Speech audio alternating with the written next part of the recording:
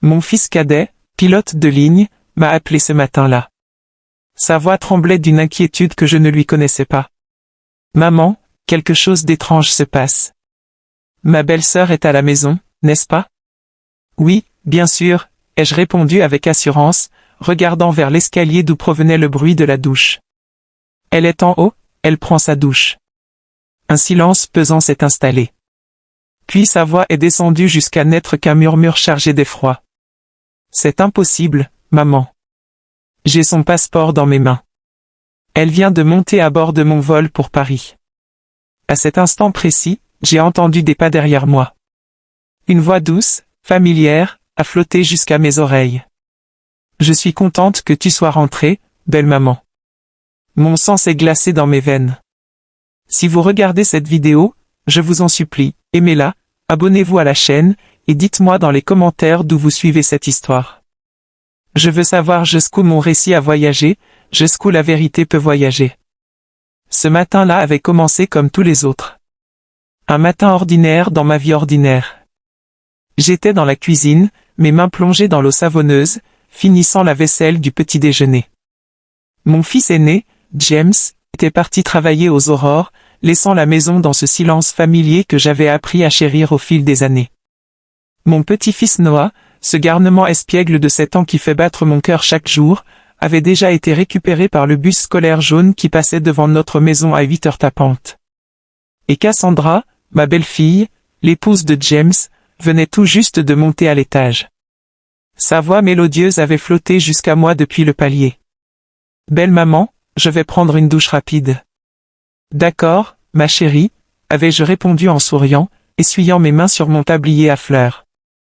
J'avais à peine rangé la dernière assiette dans le placard quand le téléphone fixe a sonné. Ce son strident a brisé le calme matinal. J'ai séché mes mains et me suis dépêché de décrocher. La voix joyeuse et énergique de mon fils cadet, Dylan, a empli la ligne téléphonique comme un rayon de soleil. « Maman, je voulais juste te dire bonjour. J'ai quelques minutes de libre pendant mon escale à l'aéroport. » Entendre sa voix, c'était comme recevoir une étreinte chaleureuse à travers les kilomètres qui nous séparaient. Dylan est ma fierté incarnée, un jeune copilote toujours en mouvement, vivant le rêve d'enfance qu'il avait de conquérir les cieux. Depuis qu'il est tout petit, il dessinait des avions, construisait des maquettes, regardait le ciel avec des étoiles dans les yeux. J'ai souri, mon cœur se gonflant d'amour maternel, et je lui ai posé quelques questions sur son vol, sur comment il se portait. Il a ri de ce rire franc et joyeux qui le caractérise, m'assurant que tout allait merveilleusement bien, que le travail se déroulait sans accroc. Mais soudain, son ton a changé. Quelque chose dans sa voix s'est altéré, comme s'il hésitait à prononcer les mots qui lui brûlaient les lèvres. « Écoute, maman, il s'est passé quelque chose de vraiment bizarre. Ma belle-sœur. Cassandra est chez vous, n'est-ce pas ?» J'ai froncé les sourcils, déconcerté par cette question étrange. J'ai tourné mon regard vers l'escalier où je pouvais encore entendre distinctement l'eau couler dans la salle de bain. « Bien sûr qu'elle est là, mon chéri, » ai-je répondu avec une certitude absolue. Cassandra est à l'étage en train de prendre sa douche. J'étais complètement sûr de moi. Cassandra m'avait parlé il y a moins de 10 minutes. Elle portait ce chemisier blanc qu'elle affectionne particulièrement pour traîner à la maison. Comment pourrais-je me tromper? Mais à l'autre bout du fil, Dylan est resté silencieux. Un silence si long, si pesant que je pouvais entendre sa respiration devenir irrégulière. Puis sa voix est revenue, très sérieuse, chargée d'un mélange de stupéfaction et d'incrédulité. « Maman, c'est impossible. Complètement impossible. Parce que j'ai son passeport juste ici, dans ma main. Elle vient de monter à bord de mon vol en direction de Paris. » J'ai ri nerveusement, pensant qu'il devait faire erreur. Mon fils était fatigué, il avait dû confondre. « Oh, mon chéri, tu as dû te tromper de personne, » ai-je dit en essayant de le rassurer, gardant un ton calme et maternel. « Je viens de voir Cassandra. Elle m'a même dit qu'elle allait prendre sa douche. C'est elle, j'en suis certaine. » Mais Dylan n'a pas ri. Il n'a pas répondu avec cette légèreté habituelle qui le caractérise. Sa voix est devenue lente, mesurée, comme s'il essayait de mettre de l'ordre dans les événements dans sa propre tête. « Maman, écoute-moi attentivement. Après que tous les passagers soient montés à bord, je suis descendu de l'avion pour chercher des documents que j'avais oubliés dans la salle d'attente. Et j'ai trouvé un passeport qui traînait près de la porte d'embarquement. Il a fait une pause, et j'ai pu sentir son trouble à travers le téléphone. Au début, j'allais le remettre au personnel de l'aéroport. Mais par curiosité, je l'ai ouvert pour voir à qui il appartenait. Et alors, ai-je demandé, sentant une pointe d'inquiétude commencer à me piquer le cœur. Et j'ai gelé sur place, maman. La photo était celle de Cassandra. Son nom était là, clair comme le jour. Impossible de se tromper. C'était bien son passeport officiel. Mon cœur a commencé à battre plus vite, mais j'ai essayé de rester calme, de trouver une explication rationnelle. Tu es absolument certain, Dylan? Ce passeport pourrait appartenir à quelqu'un d'autre, non? Peut-être une ressemblance. Dylan a soupiré profondément, et sa voix est devenue un mélange de perplexité et de fermeté inébranlable. Maman, je ne me suis pas contenté de trouver le passeport. Je suis descendu dans la cabine des passagers pour vérifier si c'était vraiment elle. Un frisson glacé a parcouru ma colonne vertébrale. Elle est assise en première classe, à côté d'un homme qui a l'air très riche et élégant. Il parlait de très près, comme un couple, maman. Très proche. Intime. Les mots de Dylan ont été comme un coup de couteau en plein cœur. Je suis resté figé sur place, serrant le combiné du téléphone si fort que mes articulations sont devenues blanches. Ma tête tournait, le sol semblait se dérober sous mes pieds. Un couple? Impossible. Je venais d'entendre la voix de Cassandra depuis l'étage. Je l'avais vue en chair et en os dans cette même maison il y a quelques minutes à peine. Mais à cet instant précis, comme pour me plonger davantage dans la confusion, le bruit de l'eau dans la salle de bain s'est arrêté. J'ai entendu la porte de la chambre s'ouvrir, et la voix de Cassandra est descendue dans l'escalier, douce mais suffisamment forte pour me faire sursauter violemment. « Belle maman? C'est qui au téléphone ?» La panique m'a submergé comme une vague. Mon cœur battait si fort que j'avais l'impression qu'il allait exploser hors de ma poitrine, fracassant mes côtes. Juste une amie à moi, ai-je répondu précipitamment, ma voix tremblant malgré moi. Je me suis précipité dans le salon pour éviter le regard de Cassandra qui passait sa tête mouillée par l'embrasure de l'escalier, ses cheveux encore trempés formant de petites flaques sur le parquet. J'ai fermé la porte derrière moi et j'ai chuchoté dans le combiné, essayant de ne pas laisser transparaître ma nervosité croissante. « Dylan, je viens d'entendre Cassandra. Elle est ici. Elle vient de terminer sa douche. Tu es absolument certain de ne pas t'être trompé ?» De l'autre côté, Dylan est resté silencieux encore une fois. Puis sa voix est devenue plus dure, presque cassante. « Maman, c'est impossible. Strictement impossible. Je l'ai devant moi dans cet avion. Je la regarde en ce moment même. » J'étais sans voix, mon esprit complètement vide, comme si quelqu'un avait aspiré toutes mes pensées. J'ai raccroché le téléphone, mes mains tremblant si violemment que j'ai failli laisser tomber le combiné. Le salon est soudainement devenu étouffant, oppressant, même si le soleil brillait avec éclat à l'extérieur, inondant la pièce de lumière. Je me suis effondré sur le canapé, essayant de reprendre mon souffle, mais ma poitrine était lourde, comprimée par une question sans réponse qui me déchirait de l'intérieur. Si Cassandra était ici, dans ma maison, qui était la femme dans l'avion de Dylan? Et si la femme dans l'avion était Cassandra, alors qui, au nom du ciel, était la personne qui se trouvait actuellement sous mon toit? Quelques minutes plus tard, ou peut-être était-ce des heures, je ne sais plus, Cassandra est descendue dans la cuisine. Elle portait une robe légère bleu clair, ses cheveux encore humides tombant en cascade sur ses épaules. Elle souriait avec cette douceur qui l'a toujours caractérisée, comme si rien d'étrange ne se passait dans ce monde. « Belle maman, je vais au marché un peu plus tôt aujourd'hui. Tu veux que je te rapporte des légumes ou quelque chose d'autre ?» Sa voix était gentille, familière, exactement comme toujours. Mais maintenant, chaque mot résonnait différemment dans mes oreilles, comme une note fausse dans une mélodie autrefois parfaite. Je l'ai regardée, forçant un sourire sur mes lèvres, mais à l'intérieur, je me sentais comme si je portais des pierres, lourdes et froides, dans ma poitrine. « Oui, ma chérie. Rapporte-moi des tomates, s'il te plaît, ai-je répondu, ma gorge sèche comme du papier de verre. Cassandra a hoché la tête avec ce sourire doux. Elle a pris son panier en osier, ce même panier qu'elle utilisait depuis des années, et est sortie de la maison. Sa silhouette a disparu derrière le portail blanc du jardin. Je suis resté là, immobile, à la regarder partir, un tourbillon d'émotions déchirant mon âme. Je ne croyais pas que Dylan me mentait. Mon fils n'avait aucune raison d'inventer une histoire pareille. Il avait toujours été un garçon honnête, sensible, très affectueux avec sa famille. Mais Cassandra, la belle-fille avec qui j'avais vécu pendant tant d'années, était également devant moi, en chair et en os. Indubitable. Réel. Je me suis posé la question qui allait me hanter pendant les jours à venir. Ai-je manqué quelque chose? Y a-t-il un secret dans cette maison qu'une vieille femme comme moi n'a jamais remarqué? Je me suis assise dans un silence absolu dans le salon, tandis que le soleil de midi filtrait à travers les rideaux de dentelle, projetant de faibles bandes de lumière sur le carrelage. Le vieux fauteuil où je m'assieds toujours pour tricoter ou lire des histoires à Noah me semblait maintenant plus lourd, chargé d'un poids invisible. L'appel de Dylan continuait à résonner dans ma tête, comme un écho qui ne voulait pas s'éteindre. Chacun de ces mots était comme un coup de marteau sur mon cœur déjà fragile. J'ai regardé autour de moi, observant les photos de famille accrochées au mur. James et Cassandra le jour de leur mariage, rayonnant de bonheur. Noah nouveau-né, si petit et vulnérable. Le sourire radieux de Dylan quand il a enfilé son uniforme de pilote pour la première fois. Tous ces souvenirs semblaient maintenant recouverts d'un voile, flous et remplis de doutes. Mon nom est Victoria Hay. J'ai 65 ans, et je suis veuve depuis maintenant 10 longues années.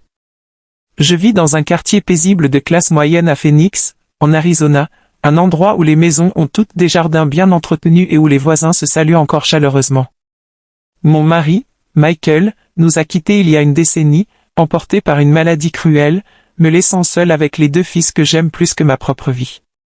James, l'aîné, est un architecte travailleur, toujours plongé dans ses plans et ses projets ambitieux. Dylan, le cadet, est ma fierté pour avoir réalisé son rêve de devenir pilote. Ma vie tourne entièrement autour de la petite famille de James, ma belle-fille Cassandra, et mon précieux petit-fils Noah. Et autour des journées paisibles dans cette maison qui a vu tant de joie et de peine. Cassandra, ma belle-fille, avait toujours été le modèle parfait à mes yeux. Elle était belle, travailleuse, toujours impeccable, depuis sa façon de s'habiller jusqu'à la manière dont elle s'occupait de Noah avec une douceur infinie. Je me souviens encore du jour de leur mariage comme si c'était hier. Une grande fête organisée dans la cour de la maison de ses parents. Même si la famille de Cassandra n'était pas riche, ils avaient mis tout leur cœur pour rendre ce jour parfait. Cassandra était entrée dans ma maison avec un sourire confiant et un regard lumineux, comme si elle était née pour être une épouse merveilleuse et une mère exceptionnelle. Je pensais alors combien j'étais chanceuse d'avoir une belle-fille comme elle. Après le départ de Cassandra pour le marché ce matin-là, je suis restée assise, agrippant inconsciemment le bord de la nappe. L'appel de Dylan m'a forcé à réexaminer de petits détails qui m'avaient semblé normaux auparavant. Il y avait des jours où Cassandra quittait la maison en disant qu'elle allait au marché ou voir une amie, mais quand elle revenait, elle semblait être une personne différente. Un jour, elle était toute douceur, serrant Noah dans ses bras et lui chantant des berceuses pour l'endormir. Mais d'autres jours, elle était de mauvaise humeur et me criait dessus juste parce que j'avais oublié de remettre la salière à sa place. Je pensais que c'était simplement les sautes d'humeur d'une jeune femme. Le stress de la vie quotidienne. Rien de plus. Mais maintenant, je n'en étais plus si sûr. Mon cœur était noué, comme si quelqu'un jouait avec tous les souvenirs que j'avais chéris pendant si longtemps. Je me souviens d'une fois, il y a quelques mois, où Cassandra avait pris un stylo pour écrire la liste des courses avec sa main droite. Son écriture était très droite et soignée, presque calligraphique. Mais le lendemain, je l'ai vue utiliser sa main gauche, et elle écrivait avec plus de volute, comme si elle n'y était pas habituée, comme si cette main ne lui appartenait pas vraiment. Je lui avais demandé, intriguée, « Depuis quand écris-tu de l'autre main, ma chérie ?»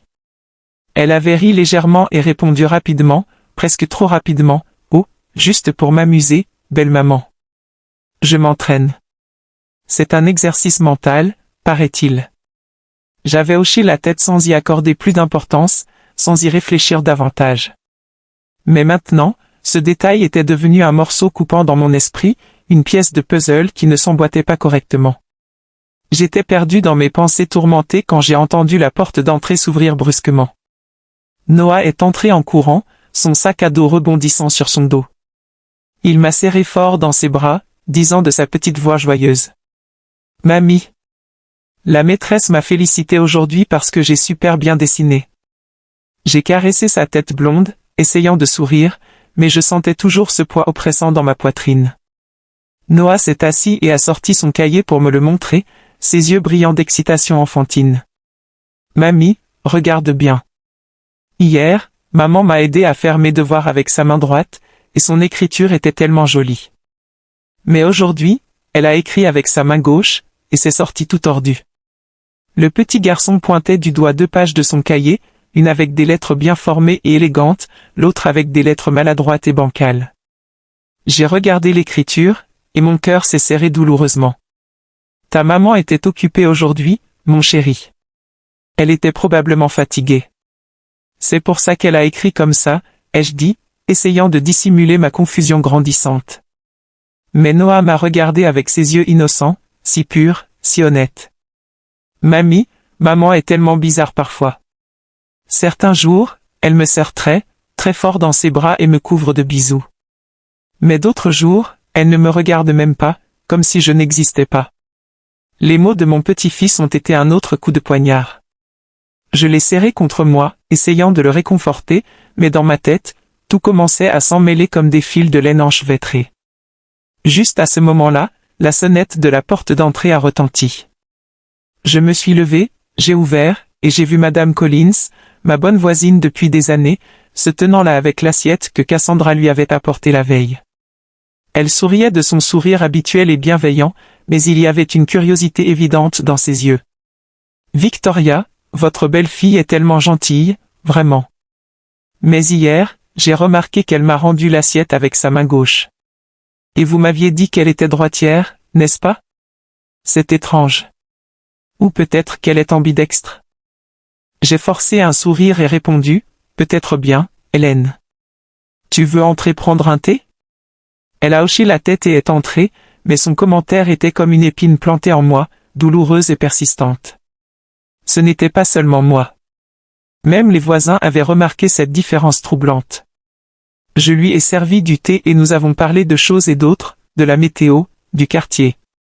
Mais dès qu'elle est partie, je me suis effondré sur le canapé, ma main sur ma poitrine oppressée. Je me sentais gelé, comme si le monde s'écroulait sur moi, pierre par pierre. Cet après-midi-là, je suis sorti dans le jardin avec mon arrosoir, essayant de laisser l'eau tomber doucement sur les marguerites que j'avais soigneusement cultivées pendant des années. Le soleil commençait à se coucher, projetant des ombres longues des arbres à travers la cour. Mais mon âme ne trouvait aucune paix. Les paroles de Noah, celles de Madame Collins, et la voix ferme de Dylan au téléphone continuaient à tourner en rond dans ma tête comme des galets jetés dans un lac calme, créant des ondulations qui ne voulaient pas s'arrêter. J'arrosais machinalement les plantes, mais mon esprit n'était pas là. Je me demandais, suis-je trop vieille maintenant pour remarquer les choses étranges qui se passent dans ma propre maison? Ou est-ce que j'ai volontairement fermé les yeux, voulant désespérément croire à la famille heureuse dont j'ai toujours rêvé? Cassandra est revenue du marché, portant son panier en osier. Mais ce qui a attiré mon attention, c'est qu'elle le tenait avec sa main gauche. Je me souvenais parfaitement que Cassandra utilisait toujours sa main droite, depuis sa façon de tenir le couteau pour couper les légumes jusqu'à la manière dont elle coiffait les cheveux de Noah. Je suis resté là, figé, à la regarder poser le panier sur la table de la cuisine. Je lui ai demandé d'une voix basse, essayant de paraître naturelle. « Qu'est-ce que tu as acheté, Cassandra ?» Ma voix tentait de sonner normalement, mais à l'intérieur, une vague de suspicion grandissait comme une marée montante. Elle a souri et répondu très poliment. J'ai pris des tomates, de la coriandre fraîche, et du poisson. Belle maman, je vais préparer le poisson grillé que tu aimes tant ce soir. Ça te dit? Sa voix était douce comme toujours, mais je ne pouvais m'empêcher de remarquer ses mains. La gauche? Non, la droite maintenant? J'ai hoché la tête et me suis détourné, faisant semblant de nettoyer la table, mais mon cœur battait fort, si fort. Est-ce que j'imaginais des choses? Ou est-ce que ces petits détails essayaient de me dire quelque chose d'important? À l'heure du dîner, toute la famille s'est réunie autour de la table. James était fatigué après une longue journée de travail, mais il souriait quand même à Noah et lui demandait comment s'était passée l'école. Cassandra mangeait lentement, délicatement, et s'est même tournée vers James pour lui rappeler « Chérie, la réunion parents-professeurs est la semaine prochaine. Assure-toi de prendre ta journée. » Je l'ai regardé, essayant de retrouver la belle fille dont j'étais si fière. Mais dans ma tête, la voix de Dylan continuait à résonner. Elle est assise en première classe à côté d'un homme. J'ai mordu ma lèvre, essayant d'avaler l'angoisse qui montait, mais c'était comme avoir une pierre coincée dans la gorge. 3 jours plus tard seulement, tout a changé de nouveau. Noah a renversé un verre d'eau pendant le dîner, et l'eau a éclaboussé toute la nappe. J'ai rapidement attrapé un chiffon pour nettoyer, en riant, « Ce n'est rien, mon chéri. Fais juste plus attention la prochaine fois. » Mais Cassandra, assise en face de lui, a soudainement froncé les sourcils et a dit d'une voix aiguë et tranchante, « Noah, pourquoi es-tu si maladroit? Fais plus attention. » J'étais stupéfaite. J'ai regardé James. Lui aussi a froncé les sourcils et a dit d'une voix basse, « Cassandra, c'était un accident. Rien de plus. » Elle s'est retournée avec une étincelle de colère dans les yeux, une colère que je ne lui connaissais pas. « Tu le défends toujours, et moi, je passe pour la méchante dans cette maison. » L'atmosphère à table est devenue lourde, étouffante. Noah a baissé la tête, ses yeux se remplissant de larmes. Je l'ai serré contre moi, sentant une douleur profonde me transpercer. Il y a seulement quelques jours, Cassandra lui rappelait amoureusement ses devoirs d'école. Et maintenant, elle semblait être une personne complètement différente. Je me suis assise à côté d'elle, observant en silence, essayant de rassembler les pièces de ce puzzle dans ma tête. Aujourd'hui, elle était irritable. L'autre jour, elle était si douce. Aujourd'hui, elle utilisait sa main gauche. L'autre jour, la droite. Ces petites différences, une à une, s'accumulaient dans mon esprit comme les pièces d'un puzzle que je ne pouvais pas encore voir complètement. Je me suis dit que je devais me calmer, que je devais arrêter de voir des choses qui n'existaient peut-être pas. Mais chaque fois que je regardais Cassandra, je voyais une étrangère, comme si ce n'était plus la belle fille avec qui j'avais vécu pendant tant d'années. Quelques jours plus tard, j'ai emmené Noah à l'école. Il tenait ma main pendant que nous marchions dans la même vieille rue pavée que nous empruntons chaque matin. Soudain, il s'est arrêté, m'a regardé, et a dit d'une voix triste qui m'a brisé le cœur. « Mamie, hier, maman m'a aidé à écrire, et elle était si patiente. Son écriture était tellement belle. Mais aujourd'hui, elle n'a même pas voulu regarder mes devoirs. Elle m'a dit de les faire tout seul. » Je me suis agenouillé pour regarder dans ses yeux clairs et innocents, et j'ai senti mon cœur se briser en 1000 morceaux. « Ta maman était occupée, mon chéri. » « Ne sois pas triste, ai-je dit, mais ma voix tremblait malgré moi. Noah a hoché la tête, mais son regard était toujours rempli de déception et d'incompréhension. Je l'ai serré fort contre moi, ressentant un immense sentiment d'impuissance. Il n'a que 7 ans. Comment pourrait-il comprendre quelque chose que moi-même je n'arrive pas à comprendre? Ce soir-là, nous nous sommes à nouveau assis pour dîner. Soudain, Cassandra a sorti un petit carnet de son sac et a commencé à écrire quelque chose avec sa main gauche. James, qui se servait de la nourriture, a soudainement ri. « Et, depuis quand écris-tu de la main gauche? Ça a l'air tellement étrange. » Cassandra s'est arrêtée net, un sourire forcé sur ses lèvres. « Oh, j'expérimente juste, chérie. » Elle a rapidement rangé le carnet dans son sac, mais j'ai remarqué un éclair de panique traverser ses yeux, rapide, mais indéniable. James a secoué la tête sans rien dire de plus, mais je savais qu'il avait lui aussi remarqué quelque chose d'étrange. Je suis restée assise là, agrippant ma cuillère, essayant de garder un visage impassible, mais à l'intérieur, les doutes grandissaient comme un feu lent et destructeur. Un matin, j'ai pris un bocal d'épices vide et traversé la même vieille rue pavée pour me rendre chez Madame Collins. Cassandra l'avait emprunté quelques semaines auparavant, disant qu'elle en avait besoin pour faire le chili qu'elle aimait tant. J'ai frappé à la porte et Madame Collins a ouvert avec son sourire bienveillant habituel, un chiffon encore dans sa main. « Victoria, entre donc. Laisse-moi te préparer un café, a-t-elle dit chaleureusement. Je lui ai rendu le bocal, pensant la remercier et partir rapidement, mais elle m'a tiré pour m'asseoir sur une chaise en bois dans sa cuisine.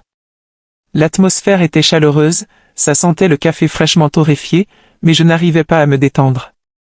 Madame Collins m'a regardé avec des yeux remplis de doute et a baissé la voix, comme si elle me confiait un secret.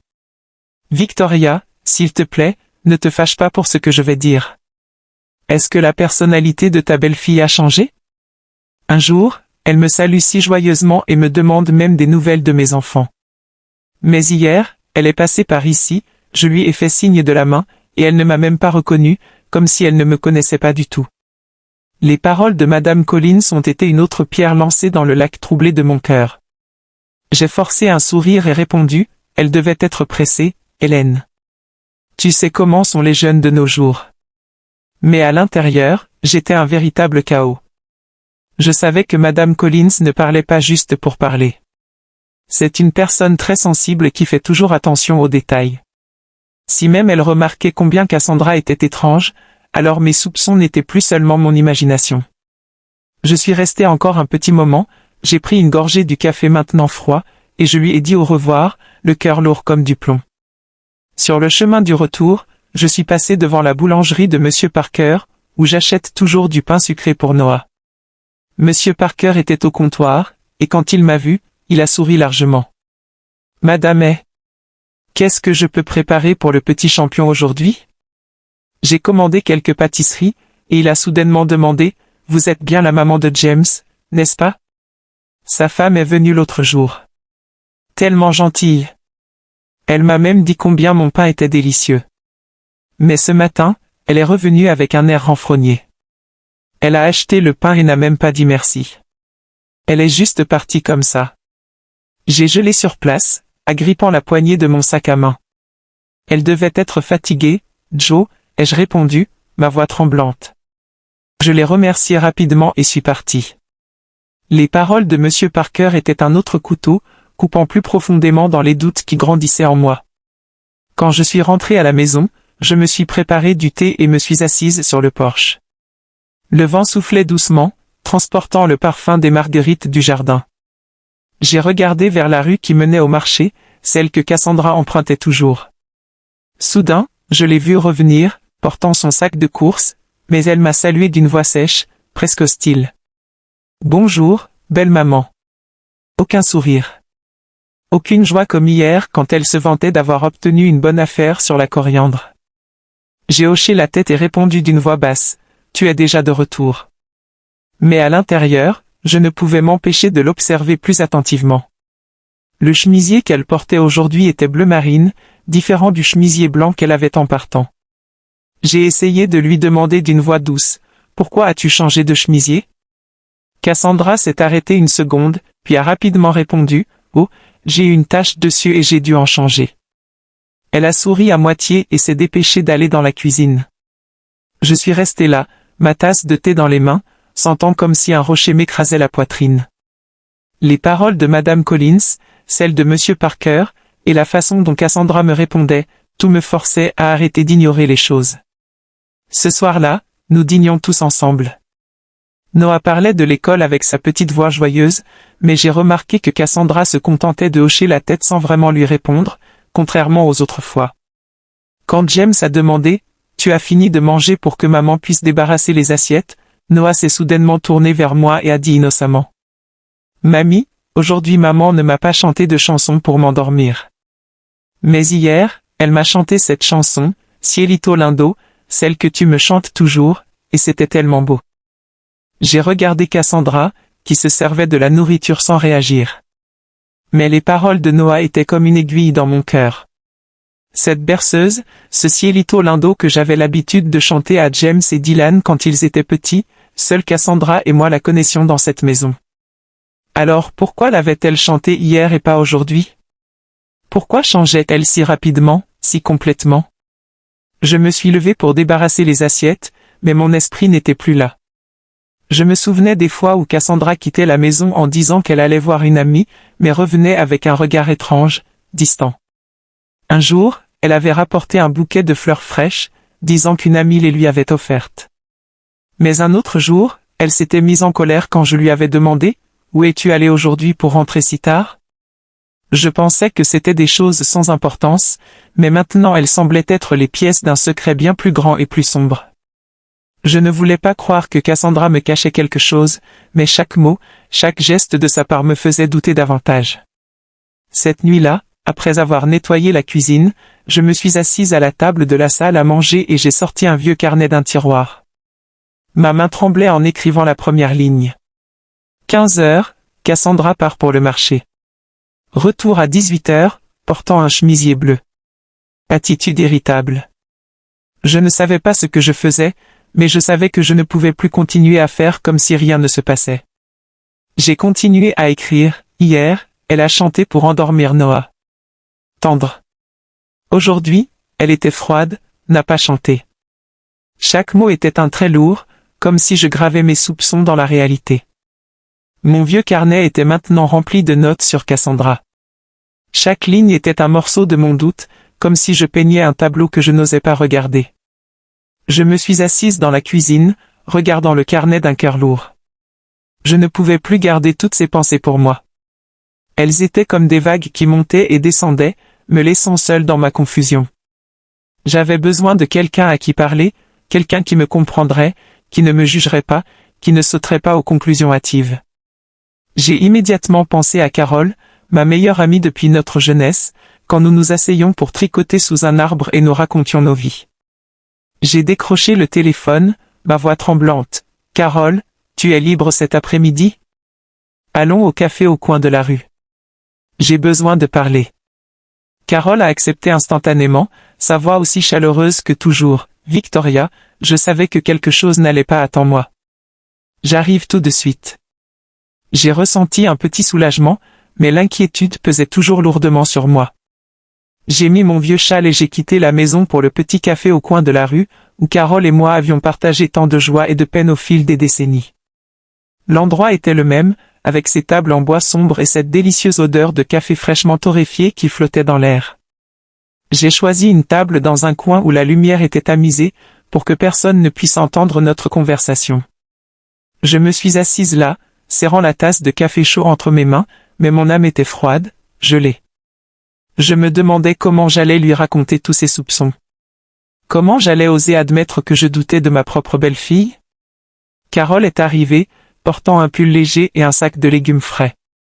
Elle s'est assise et m'a regardé droit dans les yeux avec ce regard perçant mais affectueux qui la caractérise. « Victoria, rien qu'en regardant ton visage, je sais que quelque chose de grave ne va pas. Allez, vide ton sac. Qu'est-ce qui te tracasse autant ?» J'ai pris une profonde inspiration, essayant de ne pas laisser ma voix se briser, mais chaque mot restait coincé dans ma gorge. Je lui ai tout raconté en résumé, l'appel de Dylan depuis l'aéroport, le passeport de Cassandra, la femme identique à elle dans l'avion, et tous les petits détails que j'avais notés, depuis sa façon de changer de main pour écrire jusqu'à son humeur qui changeait du jour au lendemain. J'ai sorti le carnet de mon sac et le lui ai tendu. « Regarde, j'ai tout écrit ici. Je ne sais pas si j'imagine des choses, mais je ne peux plus être une idiote. » Carole a feuilleté les pages en fronçant les sourcils. Elle a lu mon écriture tremblante lentement, attentivement. « Tu as tout remarqué, Victoria ?» a-t-elle dit d'une voix sérieuse. Chaque fois qu'elle part et revient, c'est comme si c'était une autre personne. « Qu'est-ce que tu en penses ?» J'ai secoué la tête, agrippant la tasse de café. « Je ne sais pas, Carole. Je sais juste que j'ai peur. Peur que Cassandra cache quelque chose. Peur que ma famille se brise si je creuse plus profondément. Mais je ne peux pas m'arrêter. Je dois connaître la vérité. Pour James. Pour Noah. » Carole a posé sa tasse sur la table et m'a regardé avec détermination. « On ne trompe pas facilement une femme, Victoria. Qu'est-ce que ton instinct te dit ? Je suis sûre qu'il se passe quelque chose de louche ici. Tu dois aller au fond de cette affaire. » J'ai hésité, et ma voix est devenue un murmure. « Mais et si je la juge mal ? Et si je blesse James ?» Carole m'a interrompu fermement. « Fais confiance à ton instinct. Si tu ne découvres pas la vérité, tu vivras toujours avec le doute, et tu ne pourras pas protéger Noah ni James. » Juste à ce moment-là, Madame Jenkins, la dame qui vend des légumes au marché et que je connais bien, est entrée dans le café. Elle m'a reconnu et a souri. « Madame, quelle coïncidence. La semaine dernière, j'ai vu votre belle-fille au marché. Elle était si gentille. Elle a même acheté un bouquet supplémentaire de coriandre pour cuisiner. Mais ce matin, elle est repassée, l'air tellement sérieux. Elle ne m'a même pas dit bonjour. Elle a acheté ses légumes et est partie. Est-ce que quelque chose ne va pas avec votre belle-fille? J'ai forcé un sourire et répondu, elle doit être fatiguée, Marie. Mais à l'intérieur, je me sentais comme si je me noyais. Encore une autre personne qui remarquait combien Cassandra était étrange. J'ai remercié Madame Jenkins, les regardé partir, et me suis retourné vers Carole. La panique se reflétait dans mes yeux. Carole a pris ma main, et sa voix s'est adoucie. Tu vois, Victoria? Ce n'est pas seulement toi. Même les voisins le remarquent. Ne te mens plus à toi-même. Continue à tout noter, et si nécessaire, tu vas devoir la suivre. Pas pour lui faire du mal, mais pour protéger ta famille. J'ai hoché la tête, mais mon cœur s'est serré.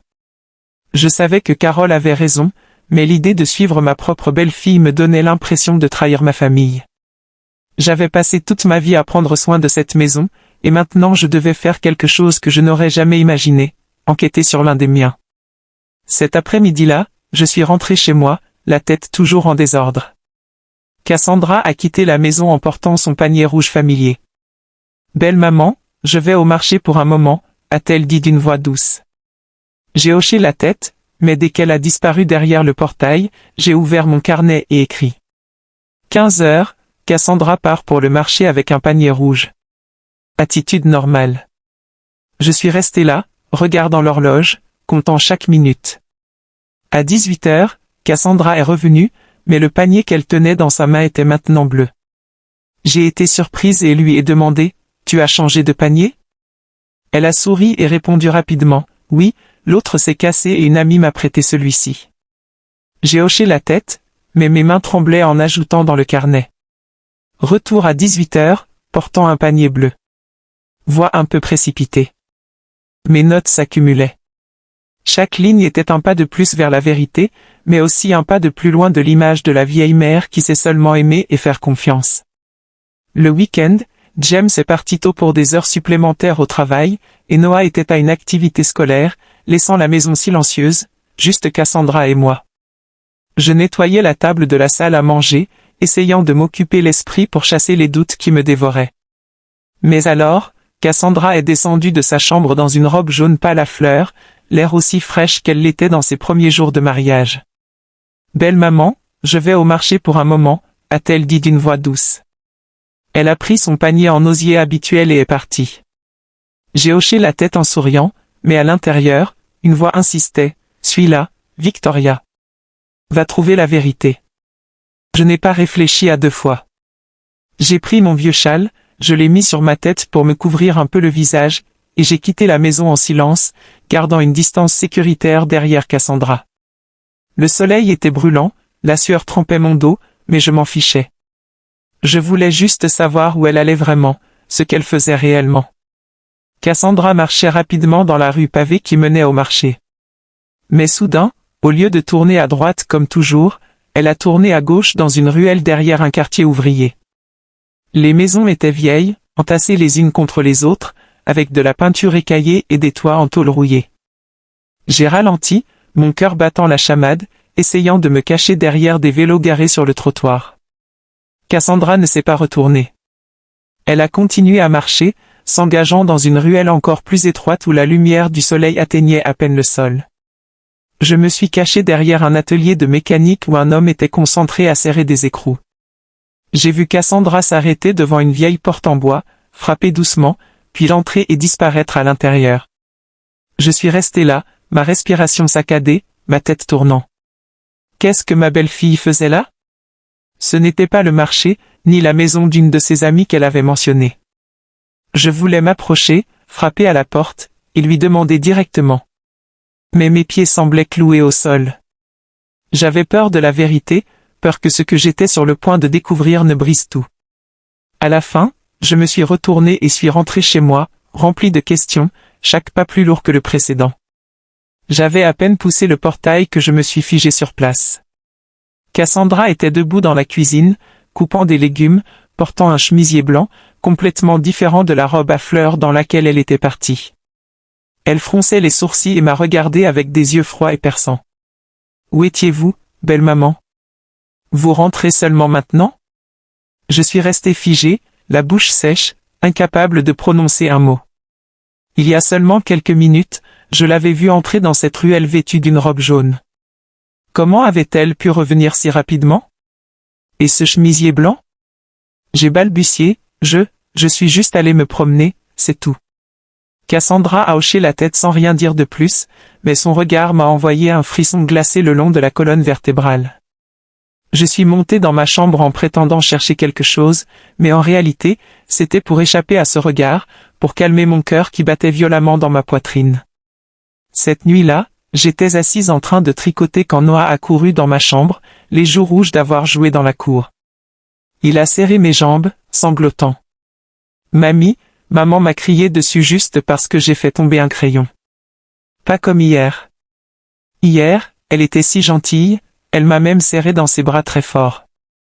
J'ai pris Noah dans mes bras, caressé sa tête, mais à l'intérieur, je me sentais brûlé. Ta maman était fatiguée, mon chéri. Ne sois pas triste, ai-je dit, mais ma voix tremblait.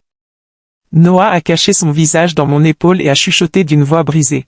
Mamie, je veux la maman d'hier. Je l'ai serré plus fort, les larmes sur le point de déborder. Les paroles de mon petit-fils étaient comme un couteau, gravant mes soupçons encore plus profondément. Cette nuit-là, je n'ai pas pu dormir. Je suis resté allongé dans mon lit, les yeux grands ouverts, fixant le plafond. Les images se répétaient sans cesse dans ma tête. Cassandra dans la robe à fleurs entrant dans la ruelle. Cassandra dans le chemisier blanc debout dans la cuisine. Et la voix de Dylan, elle est dans mon avion. J'ai sorti le carnet du tiroir et j'ai écrit une phrase que je n'osais même pas croire moi-même. Peut-être ne sont-elles pas la même personne. Cette phrase ressemblait à une malédiction et m'a fait trembler de tout mon corps. Le lendemain matin, j'ai décidé de retourner dans cette ruelle. Je ne pouvais plus supporter le doute. J'ai pris la photo de famille qui pend dans le salon, celle où Cassandra sourit radieusement à côté de James et Noah. Je l'ai serré fort et j'ai quitté la maison, déterminé mais terrifié. La ruelle était la même qu'hier, silencieuse et sombre. Je me suis arrêté à côté d'un stand de maïs où une femme d'âge moyen éventait les charbons. Je lui ai montré la photo et lui ai demandé. « Excusez-moi, avez-vous vu cette jeune femme dans les parages ?» La femme a regardé attentivement et a ensuite pointé du doigt. « Oh oui, bien sûr.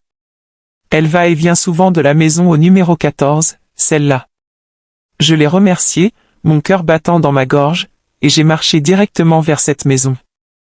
La maison au numéro 14 est apparue devant moi, des murs tachés, une porte en bois écaillé, et un pot avec une marguerite fanée sur le rebord de la fenêtre. Je me suis tenu là, mes mains tremblant, sentant que le monde entier retenait son souffle avec moi. J'ai frappé à la porte, et chaque coup résonnait comme un coup de marteau sur ma poitrine. La porte s'est ouverte, et je suis resté sans voix. Devant moi se tenait une femme identique à Cassandra, de son visage à son corps en passant par ses longs cheveux noirs. La seule différence était son regard effrayé et ses mains qui tremblaient en tenant un chiffon. J'ai bégayé, ma voix se brisant. « Cassandra !» La jeune femme a sursauté, a serré le chiffon plus fort, et a tenté de claquer la porte. Mais juste à ce moment-là, une autre voix s'est fait entendre de l'intérieur, une voix douce mais ferme. « Isabella, ne te cache plus. Tu sais que c'est mal aussi. » J'ai levé les yeux et j'ai vu une jeune femme sortir d'un coin de la pièce, se tenant juste derrière celle qui ressemblait à Cassandra. Elle était mince, avec ses cheveux attachés en chignon, et avait un regard intelligent mais bienveillant. Elle m'a regardé et a légèrement souri. « Je m'appelle Lucie Miller, la colocataire d'Isabella, madame est. S'il vous plaît, entrez. Il est temps que vous connaissiez la vérité. » J'ai pris une profonde inspiration, essayant d'empêcher mes jambes de trembler, et je suis entré dans cette petite maison au toit de tôle. Les murs étaient tachés, le sol en béton était fissuré, et une faible odeur de désinfectant flottait dans l'air. Dans un coin, un vieil homme toussait faiblement, allongé sur un vieux lit de camp couvert d'une couverture élimée. Je sentais l'espace m'écraser, mais j'ai quand même marché et me suis assise sur la chaise en bois que Lucie m'indiquait. La femme identique à Cassandra a baissé son visage, et sa voix n'était qu'un murmure à peine audible. Je suis désolé. Je ne suis pas Cassandra. Mon nom est Isabella.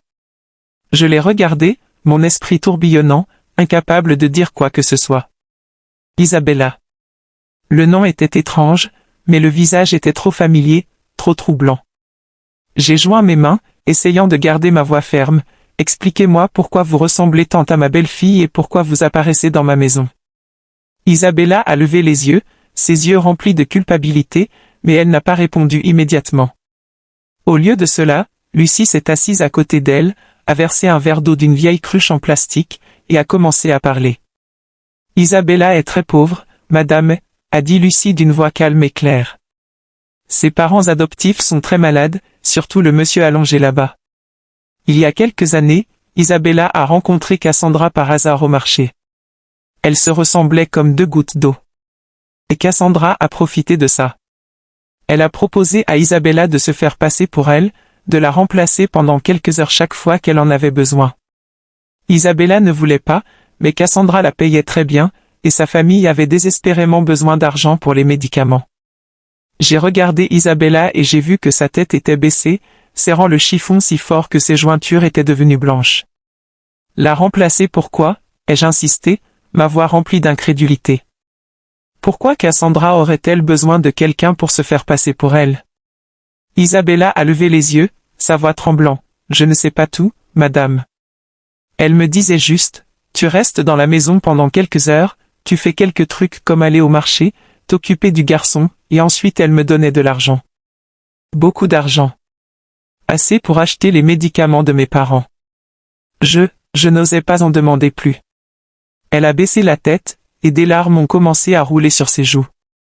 Je l'ai regardée, ma poitrine se serrant douloureusement. Chaque détail étrange des derniers mois prenait soudainement tout son sens. Le changement de main pour écrire. La personnalité parfois douce, parfois acide. La voix parfois gentille, parfois froide. Tout s'emboîtait maintenant, comme les dernières pièces d'un puzzle que j'avais refusé de voir. Lucie a continué, son regard plus perçant. Je ne sais pas si ça aide, mais une fois, j'ai vu Cassandra avec un homme très élégant. Son nom est Charles Thompson. J'ai entendu le nom quand il parlait dans un café. Il s'appelait « Mon chéri » très affectueusement. À ce moment-là, Isabella attendait dehors dans la voiture, ne comprenant rien. Le nom Charles Thompson réessayèrent continuer, 38, 15, 39, 00, suite. Le nom Charles Thompson a été comme un couteau dans mon cœur. Je me suis souvenu des paroles de Dylan, elle est assise en première classe à côté d'un homme riche. La petite pièce semblait tourner autour de moi. J'ai essayé de rester calme, mais mes mains tremblaient tellement que j'ai renversé le verre d'eau. Lucie s'est précipitée pour le nettoyer, mais j'ai simplement secoué la tête, incapable de parler. Ma voix s'est étouffée, elle. Cassandra trompe ma famille. Isabella s'est effondrée, sa voix étouffée par les sanglots. Je suis tellement désolée, madame. Je ne voulais blesser personne. Je voulais juste sauver mes parents. J'ai regardé cette jeune femme avec un visage identique à celui de Cassandra, mais avec un regard rempli de douleur et de regret. Je voulais me mettre en colère. Je voulais crier. Mais en voyant Isabella, je n'ai ressenti que de la pitié. Elle n'était pas la cerveau derrière tout ça. Elle n'était qu'une pièce dans le jeu cruel de Cassandra. Tout s'effondrait devant mes yeux. Je me suis levé, essayant de rendre ma voix ferme. Isabella, savez-vous où est Cassandra? Savez-vous ce qu'elle fait quand elle vous demande de vous faire passer pour elle? Isabella a secoué la tête, pleurant toujours. Je ne sais pas, madame. Elle me disait juste de faire ce qu'elle demandait et qu'elle me paierait. Je n'osais pas en demander plus. Lucie a posé une main sur son épaule pour la réconforter, puis s'est adressée à moi. Madame, je sais que c'est très douloureux pour vous, mais Isabella est aussi une victime. Elle n'avait pas d'autre choix. J'ai regardé autour de la maison humble, entendant la voix faible de l'homme sur le lit de camp. J'ai compris le désespoir d'Isabella, mais ça n'effaçait pas le sentiment de trahison que je ressentais. J'ai serré les poings, essayant de retenir les larmes. Je ne vous en veux pas, Isabella. Mais j'ai besoin de connaître la vérité. Je dois protéger mon fils et mon petit-fils. Je me suis levé, sentant que le monde s'écroulait sur moi. Merci, Lucie, de m'avoir dit la vérité. Je reviendrai. J'ai quitté la maison, et le soleil brillant dehors m'a aveuglé, mais mon cœur était froid comme la glace. Le lendemain matin, je suis retourné dans cette petite ruelle où les murs tachés et la porte en bois écaillé étaient devenus une obsession dans mon esprit. Le soleil était toujours chaud, mais je ressentais un froid intérieur, comme si je portais un vent glacial de doute non résolu. J'ai frappé à la porte du numéro 14, serrant la photo de famille comme si c'était une amulette qui me donnerait le courage d'affronter la vérité. Cette fois, Isabella ne semblait pas si effrayée. Elle a ouvert la porte avec un regard toujours timide mais plus calme, et m'a invité à entrer. « Madame, je vous attendais. S'il vous plaît, entrez. » La maison était toujours petite, avec cette odeur de désinfectant et la toux faible de l'homme sur le lit de camp. Je me suis assise sur la vieille chaise en bois et j'ai regardé Isabella. Elle portait un chemisier simple, ses cheveux attachés en chignon lâche. Elle avait l'air fatiguée mais n'était plus effrayée. J'ai pris une profonde inspiration et dit d'une voix basse, « Isabella, je veux rencontrer votre mère adoptive. J'ai besoin de mieux comprendre tout ça. » Isabella a hoché la tête et m'a conduite vers un coin de la pièce où une femme très mince avec des cheveux complètement blancs était allongée dans le lit, ses yeux voilés fixant le plafond. C'était Madame Jones, la mère adoptive d'Isabella. J'ai pris sa main frêle et me suis présenté, « Je suis Victoria, la mère de James, le mari de Cassandra. » Madame Jones m'a regardé, respirant difficilement, et a dit d'une voix faible, « Isabella n'est pas de mon sang. C'est une enfant que j'ai adoptée quand elle était nouveau-née. » Ces paroles ont été comme un coup de marteau sur ma tête. Je me suis figé, mon cœur battant plus vite, mais j'ai essayé de garder ma voix calme. « S'il vous plaît, racontez-moi comment tout s'est passé. » La dame a toussé puis a lentement commencé à me raconter une histoire pour laquelle je n'étais pas préparé. Il y a de nombreuses années, j'étais infirmière dans un hôpital d'une petite ville, a-t-elle commencé, sa voix tremblante. Une famille très pauvre avait des jumelles. Elles étaient si pauvres qu'elles ne pouvaient pas garder les deux. La mère pleurait. Elle disait qu'elle ne pouvait en garder qu'une. L'autre allait être abandonnée. Elle s'est arrêtée pour une longue quinte de toux, puis a regardé Isabella avec un amour immense. Mon cœur s'est brisé. Je ne pouvais pas laisser ce bébé être abandonné. Alors, je l'ai adopté. C'est Isabella. Elle s'est arrêtée pour une autre toux, puis a continué, je l'ai élevée comme si elle était la mienne, mais je sais qu'elle a toujours voulu retrouver ses vrais parents. Je n'ai rien à lui donner à part mon amour et cette maison. Je suis restée assise, agrippant le bord de la chaise, ma tête tournant. Savez-vous qui sont les parents biologiques d'Isabella? Ai-je demandé, ma voix tremblante. Madame Jones a secoué la tête, je sais seulement que c'était une famille pauvre d'une ville voisine. Je n'ai pas posé beaucoup de questions. Je voulais juste sauver l'enfant. J'ai regardé Isabella et je l'ai vue, la tête baissée, les larmes roulant sur ses joues. Madame, je ne sais rien de mes parents biologiques, a-t-elle dit, sa voix brisée. Mais quand j'ai rencontré Cassandra, j'ai pensé que peut-être elle savait quelque chose. Elle me ressemble tellement. Mais elle ne m'a jamais rien dit à ce sujet. Je me sentais manquer d'air. J'ai demandé à Madame Jones de me laisser voir ses vieux papiers, espérant trouver un indice. Elle a pointé vers une vieille commode en bois. Isabella a sorti une enveloppe de papier jaunâtre et me l'a donnée. À l'intérieur, il y avait une copie de papier d'hôpital avec la date de naissance d'Isabella. Je les ai lus rapidement et j'ai senti mon cœur s'arrêter. La date de naissance d'Isabella était exactement la même que celle de Cassandra, celle que j'avais vue sur ses papiers quand elle avait épousé James. J'ai serré les documents avec des mains tremblantes et j'ai regardé Isabella. Vous et Cassandra pourriez être sœurs jumelles. Isabella s'est effondrée, pleurant, couvrant son visage. Alors Cassandra est ma sœur? Pourquoi ne m'a-t-elle rien dit? Pourquoi m'a-t-elle fait faire tout ça? J'ai regardé cette jeune femme, mon cœur brisé. Je me souvenais des jours où Cassandra était venue dans ma maison, radieuse et confiante, comme si elle était née pour être l'épouse et la mère parfaite. Je l'avais aimée. J'avais cru qu'elle apporterait le bonheur à James. Mais maintenant je savais qu'elle n'avait pas seulement trompé ma famille, elle avait aussi profité de sa propre sœur, l'utilisant comme un double pour cacher des secrets que je n'osais même pas imaginer. Je me suis levé, j'ai posé ma main sur l'épaule d'Isabella, et ma voix, bien que ferme, ne pouvait cacher la douleur. Isabella, à partir d'aujourd'hui, je ne laisserai personne d'autre profiter de vous. Je vais aider vos parents avec leur maladie, mais en retour, vous devez coopérer avec moi. J'ai besoin de mettre cette vérité au jour, pour James, pour Noah. Isabella a hoché la tête, pleurant toujours, je vous aiderai. Je ne veux plus vivre dans ce mensonge. Je l'ai regardé et j'ai vu la sincérité dans ses yeux. Pour la première fois, j'ai senti un rayon d'espoir au milieu de la tempête. J'ai quitté la maison et traversé la ruelle, mon âme en tumulte. Je suis passé devant le marché animé où les gens faisaient leurs courses et riaient. Mais dans mon esprit, les paroles de Madame Jones résonnaient comme des cloches, 2 jumelles, une abandonnée, l'autre élevée. Et maintenant, leur destin s'était croisé dans ma propre famille, créant ce chaos destructeur. Je suis rentré chez moi, mon âme en désordre, comme un chant après une tempête. La vérité sur Cassandra et Isabella, le secret des jumelles, était un rocher écrasant ma poitrine.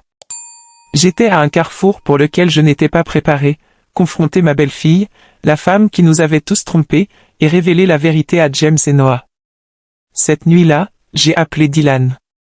Ma voix était ferme, bien que mon cœur tremblait. Dylan, tu dois rentrer à la maison demain soir. Il y a des choses que j'ai besoin que tu éclaircisses. Dylan était surpris. Je pouvais entendre l'inquiétude dans sa voix. Maman, il s'est passé quelque chose de grave? J'ai dit sans détour, tu viens juste, mon chéri. J'ai besoin de toi. Et si tu peux apporter le passeport électronique de Cassandra? Il n'a pas posé plus de questions. Il a simplement dit, oui, maman. Je serai là. J'ai raccroché et me suis assise, sentant que le monde entier s'écroulait sur moi. Je savais que demain soir serait une nuit que personne dans cette famille n'oublierait jamais.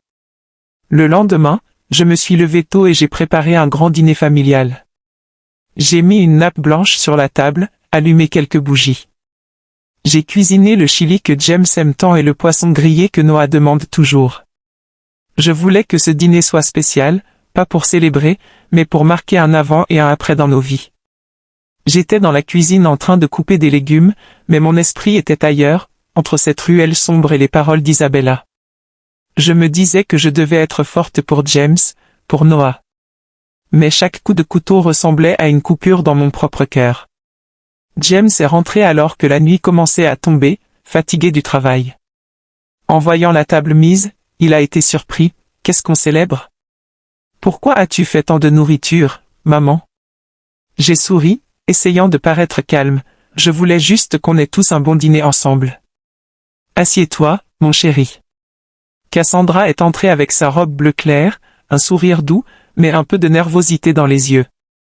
Noah a couru pour serrer mes jambes. Mamie, le poisson sent tellement bon.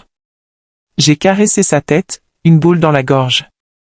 Je savais qu'après cette nuit, le sourire innocent de Noah pourrait ne plus jamais être aussi insouciant. Nous nous sommes assis à table, et au début, l'atmosphère était animée. James parlait du travail. Noah parlait avec enthousiasme du dessin qu'il avait fait à l'école.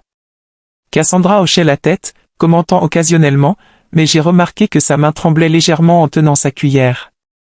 J'ai pris une profonde inspiration et j'ai fait signe à Dylan, qui attendait dehors.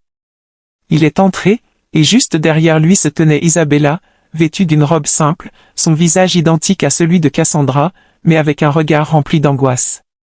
Tout le monde à table est devenu silencieux. Le silence était si lourd qu'on aurait pu l'entendre tomber.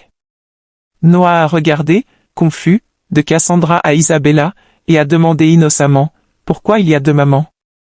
James est devenu pâle comme un linge, a laissé tomber sa cuillère, et Cassandra a sauté sur ses pieds en criant, « Qu'est-ce que c'est que ça, belle maman ?» Je me suis levé, agrippant le bord de la table pour ne pas trembler. « Assieds-toi, Cassandra. J'ai besoin qu'on éclaircisse tout. » J'ai commencé à raconter l'histoire, et chaque mot me déchirait de l'intérieur. L'appel de Dylan depuis l'aéroport quand il l'a vue sur un vol pour Paris alors qu'elle était encore à la maison. Les fois où elle changeait de main pour écrire. Sa personnalité, parfois douce, parfois acide. Et finalement, ma visite dans la ruelle où j'ai rencontré Isabella et découvert le secret des jumelles. Toi et Isabella êtes sœurs jumelles, ai-je dit en la regardant droit dans les yeux. Tu as profité de ta sœur pour cacher la vérité. Dis-nous quelle est cette vérité. Cassandra tremblait, son visage blanc comme du papier. Elle a crié, essayant de se défendre, elle invente tout pour m'humilier. Comment osez-vous? Mais Dylan s'est approché et a posé une pile de papier sur la table avec un bruit sourd. Voici une copie de ton passeport électronique avec le tampon d'entrée et de sortie de Paris, a-t-il dit d'une voix dure. Tu ne peux pas être à la maison et dans un avion pour Paris en même temps. Cassandra a regardé les papiers, ses lèvres serrées, incapable de dire quoi que ce soit. Noah, assis à côté d'elle, est soudainement intervenu avec une voix innocente mais blessée. C'est vrai, mamie. Certains jours, maman est un ange. Et d'autres jours, elle est vraiment méchante. Je n'aime pas la maman méchante. Les paroles de mon petit-fils ont été comme un coup de poignard, et j'ai dû me retenir de pleurer. L'air dans la pièce était si lourd qu'il était difficile de respirer. J'ai hoché la tête et fait signe à Lucie, qui venait d'entrer par la porte arrière. Elle s'est tenue là avec son regard perçant et a dit à tout le monde, « J'ai vu Cassandra avec Charles Thompson. » Il s'appelait « Mon chéri », et c'est elle qui a engagé Isabella pour se faire passer pour elle et tromper la famille.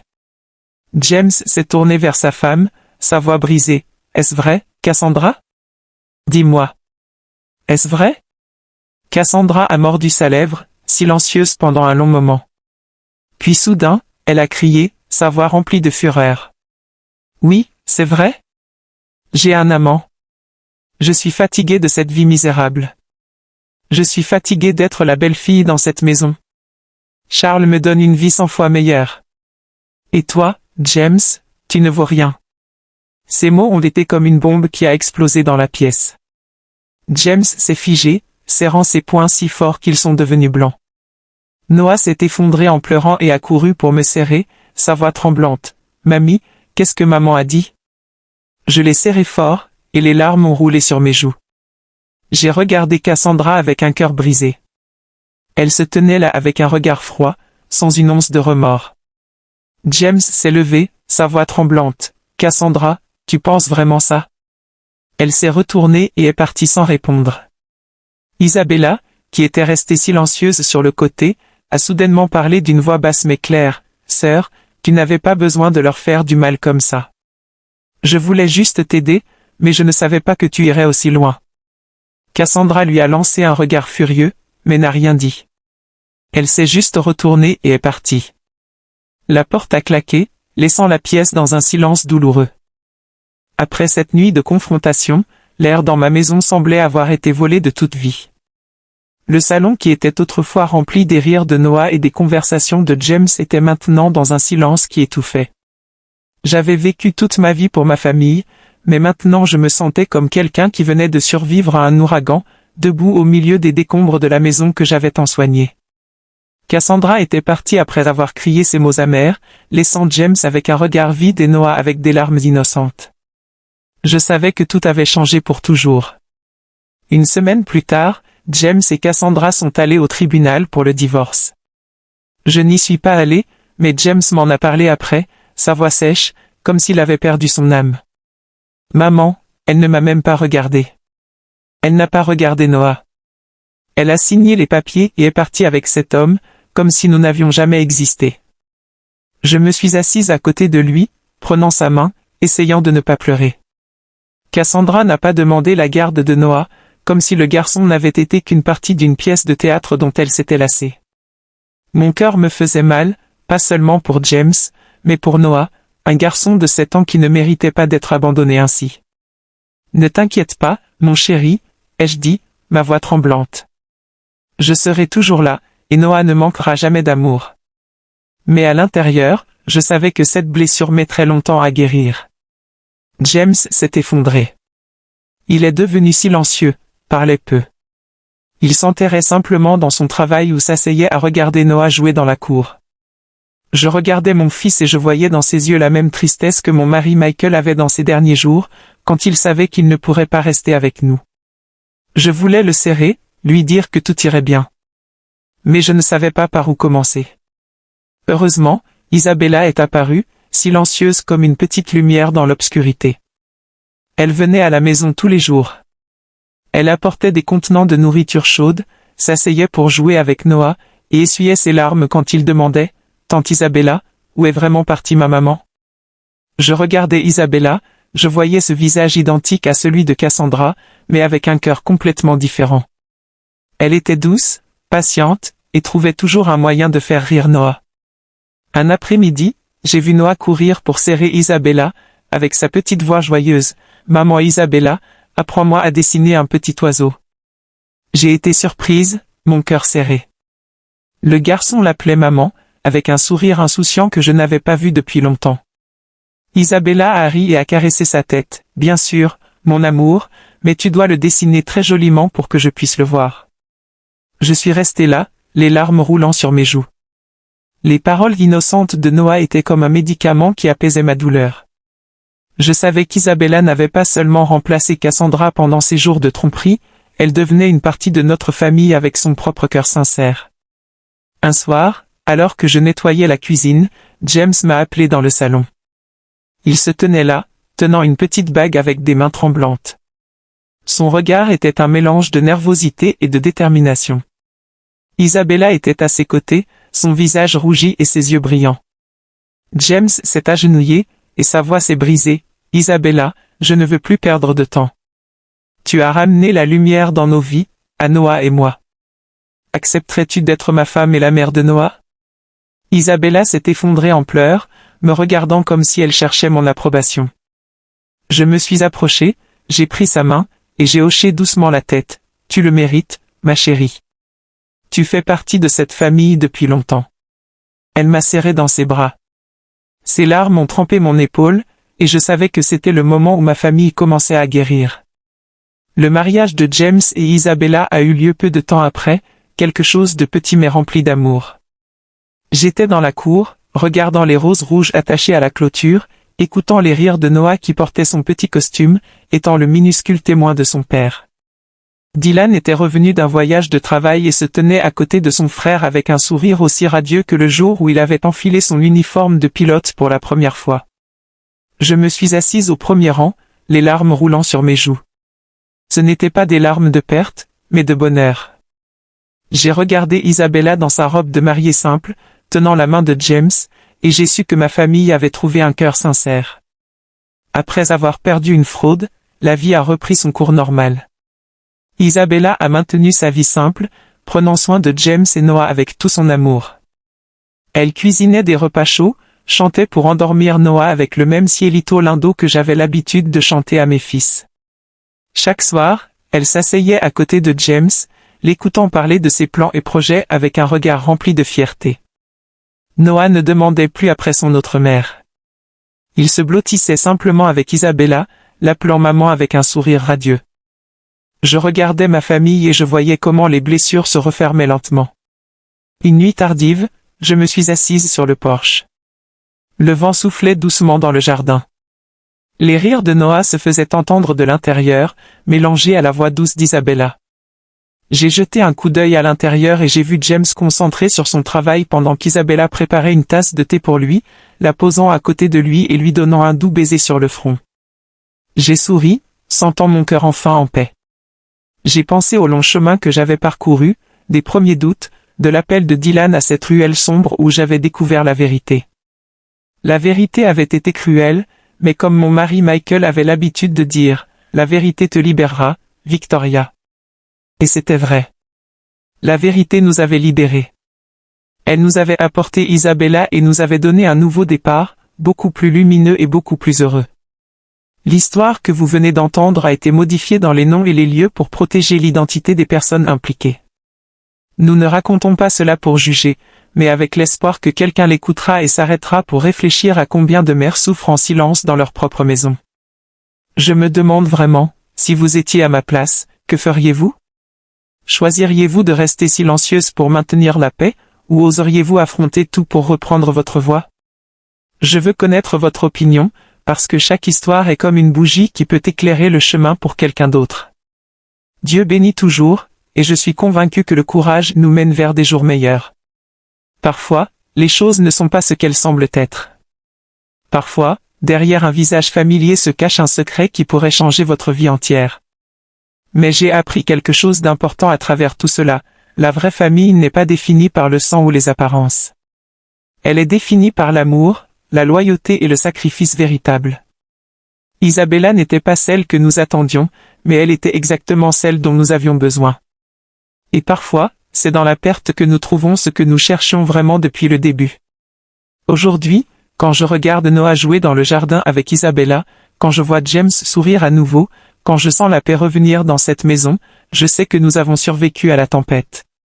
Nous avons perdu quelqu'un qui ne méritait pas notre amour. Mais nous avons gagné quelqu'un qui le mérite vraiment. Et c'est la plus belle fin que je pouvais espérer. Mon nom est Victoria Hay. J'ai 65 ans. Et j'ai appris qu'il n'est jamais trop tard pour découvrir la vérité, même si elle fait mal. Parce qu'au final, c'est la vérité qui nous sauve. C'est la vérité qui nous rend libres. Et c'est la vérité qui nous permet de recommencer, avec un cœur plus sage et plus fort. Pendant ce temps, sur l'écran final, je vous laisse avec 2 des histoires les plus aimées de la chaîne. Je suis sûr qu'elles vous surprendront. Merci d'être resté avec moi jusqu'à ce moment. Votre présence signifie tout pour moi. Que Dieu vous bénisse tous, et n'oubliez jamais, la vérité, aussi douloureuse soit-elle, est toujours le chemin vers la guérison.